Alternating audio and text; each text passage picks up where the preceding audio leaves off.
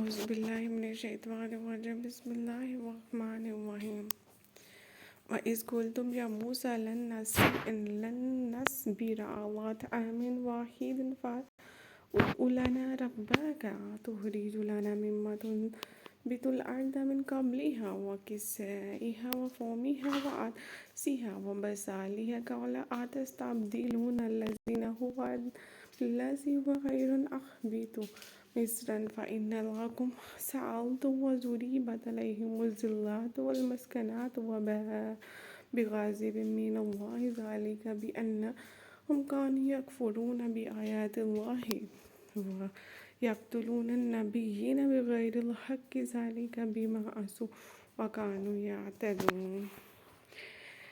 اس آیت سے پہلی آیت اور اس کے بعد والی آیت میں نبی اسرائیل علیہ السلام پر انعامات ان کے مقابلے میں ان کے اعمال کی بد کا تذکرہ ہے۔ یہ آیت درمیان میں ایک خاص مناسبت کی بنا پر آئی ہے اور وہ یہ کہ جب بات اس پر ذلت اور مسکنہ مسلط ہونے اور اللہ کے غضب کا نشانہ بننے تک پہنچی تو اللہ تعالیٰ نے اپنی عادت کے مطابق ان کے لیے اپنی رحمت کا تذکرہ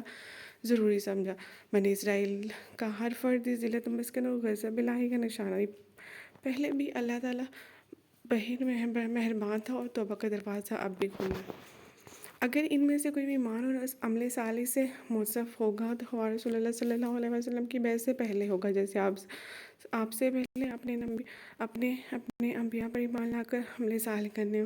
والے لوگ ہوں، یا آپ کے زمانے میں یہود نصاری میں سے ایمان لانے والے ہوں۔ مثلا عبد بن سلام صاحب سلمان رضی اللہ تعالیٰ عنہ سب کا اجر اللہ تعالیٰ کے ہاں محفوظ ہے۔ یہود نصاری کو مزید مانوس کرنے کے لیے مسلمانوں اور صحابین کا بھی ساتھ ذکر کیا گیا۔ اللہ تعالیٰ کی رحمت کسی خاص نسل کے ساتھ محسوس نہیں، شرط صرف ایمان اور عمل صالح ہے۔ بعض لوگ اس آیت پر یہ بات ثابت کرنے کی کوشش کی ہے کہ ابھی اگر عیسائی، یہودی اور صحابی اپنے مذہب پر رہ کر عمل صالح کریں تو مسلمانوں کی طرف سے ان کی بھی نجات ہو جائے گی، اور یہ بات ایسے غلط ہے، کیونکہ توراۃ اور انجیل میں بنی اسرائیل کو صاف الفاظ میں رسول صلی اللہ علیہ وسلم پر ایمان لانے کا حکم موجود ہے۔ حوالہ جات کے دیکھیں سورۃ الاعراف کی آیت نمبر 157 اور سورۃ صف کی آیت نمبر 6 کے حواشی۔ اب اگر ان میں سے کوئی شخص رسول اللہ صلی اللہ علیہ وسلم پر ایمان نہیں لاتا تو اس کا توراۃ اور انجیل پر بھی ایمان نہیں ہے، وہ کیسے نجات پا سکتا ہے؟ سورۃ آل عمران کی آیت نمبر 85 میں جو اسلام کے علاوہ کوئی دین تلاش کرے اور وہ اس پر ہرگز قبول نہ کیا جاتا، اس آیت کی یہی بات بیان کی۔ ابو ہریرہ رضی اللہ تعالیٰ عنہ بیان کرتے ہیں کہ رسول اللہ صلی اللہ علیہ وسلم نے فرمایا کہ اس ذات کی قسم جس کے ہاتھ میں محمد صلی اللہ علیہ وسلم کی جان ہے، اس امت کا کوئی یہودی یا عیسائی جو میرے بارے میں سن لے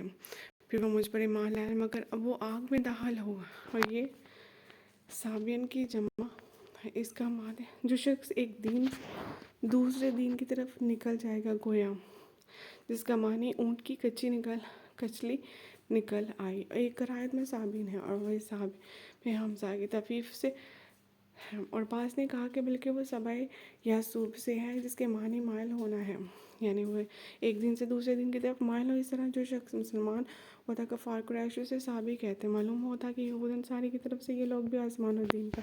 تھے، اس لیے اس آیت میں ان کو حد درجہ چھپاتے تھے۔ شیعہ اور اسماعیلیہ نے مذاہب کو چھپانا انہی سے لیا ہے کہ ان کے اہل کتاب ہونے کے بارے میں صحابہ اور تابعین سے مختلف اقوال مقتول ہیں۔ صدق اللہ العلی العظیم۔ جزاک اللہ خیر۔